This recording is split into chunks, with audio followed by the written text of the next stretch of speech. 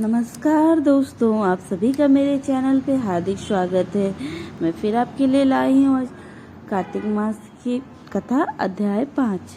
तो चले बिना समय वेस्ट के हम स्टार्ट करते हैं। राजा पृथु बोले, हे नारद जी, आपने कार्तिक मास में स्नान का फल कहा। अब अन्य मास में विधि पूर्वक स्नान करने की विधि, नियम, उत्पन्न की विधि भी बतलाएं। देव ऋषि नारद ने कहा, हे राजन, आप भगवान विष्णु के अंश से उत्पन्न हुए हैं, अतः यह बात आपको ज्ञात ही है कि फिर भी आपको यथाचित विधान बतलाता हूँ। आश्विन मास में शुक्ल पक्ष की एकादशी से कार्तिक के व्रत करने चाहिए। ब्रह्म मुहूर्त में उठकर जल का पात्र लेकर गांव से बाहर पूर्व अथवा उत्तर दिशा में जाना चाहिए। दिन में या संध्या काल में कान में जनेऊ चढ़ाकर पृथ्वी पर घास बिछाकर सिर को वस्त्र से ढककर मुंह को भली भांति बंद करके थूक व सांस को रोककर मल व मूत्र का त्याग करना चाहिए। तत्पश्चात मिट्टी व जल से भली भांति अपने गुप्तांगों को धोना चाहिए। उसके बाद जो मनुष्य मुख शुद्धि नहीं करता, उसे किसी भी मंत्र का फल प्राप्त नहीं होता। अतः दांत और जीभ को पूर्ण रूप से शुद्ध करना चाहिए और निम्नलिखित मंत्र का उच्चारण करते हुए दातून तोड़नी चाहिए। हे वनस्पते, आप मुझे आयु, कृतज्ञ, तेज, प्रज्ञा, पशु, संपत्ति, महाज्ञान, बुद्धि और विद्या प्रदान करें। इस प्रकार उच्चारण करके वृक्ष से बाहर अंगुल को दातून ले। दूध वाले वृक्षों से दातून नहीं लेना चाहिए।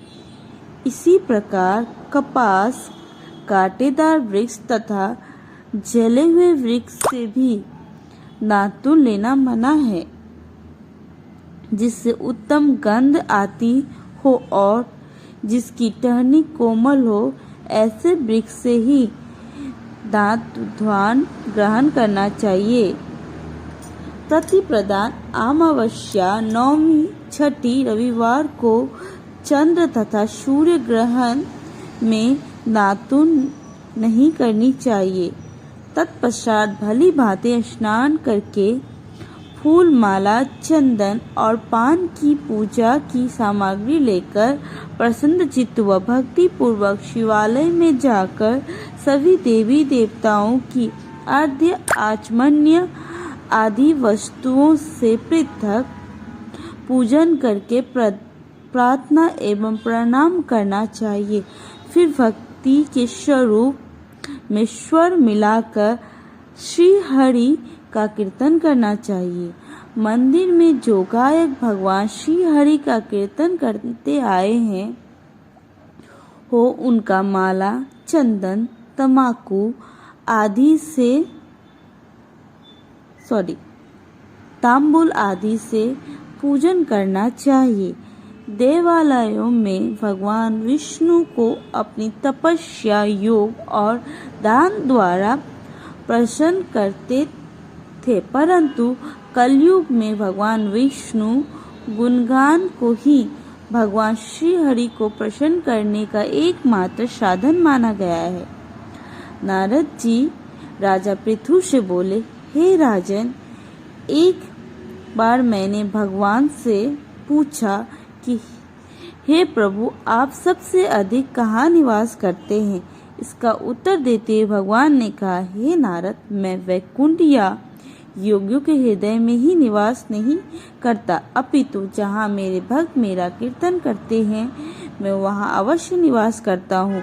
जो मनुष्य चंदन माला आदि से मेरे भक्तों का पूजन करते हैं, उनमें मेरी ऐसी प्रति होती है जैसे कि मेरे पूजन से भी नहीं हो सकती।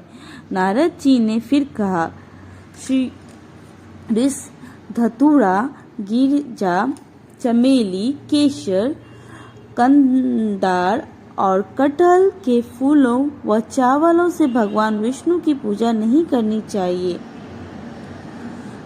अटहल, कंदन, गिरीश, जूही माला और केवड़े के पुष्प से भगवान शंकर की पूजा नहीं करनी चाहिए। जिन देवताओं की पूजा में जो फूल निषेध है करना चाहिए। पूजन समाप्ति के बाद भगवान से क्षमा प्रार्थना करनी चाहिए, यथा, हे सुरेश्वर, हे देव, ना मैं मंत्र जानता हूँ ना क्रिया, मैं भक्ति से ही हीन हूँ। मैंने जो कुछ भी आपकी पूजा में की है उसे पूरा करें। ऐसी प्रार्थना करने के पश्चात साष्टांग प्रणाम करके भगत कीर्तन करना चाहिए, श्री हरि की कथा सुननी चाहिए और प्रसाद ग्रहण करना चाहिए। जो मनुष्य उत्तरोक्त विधि के अनुसार कीर्तन व्रत अनुष्ठान करते हैं, वे जगत में सभी सुखों को भोगते हुए अंत में मुक्ति को प्राप्त करते हैं। जय श्री कृष्ण दोस्तों, राधे राधे। इसी तरह आज की कथा कंप्लीट हुई।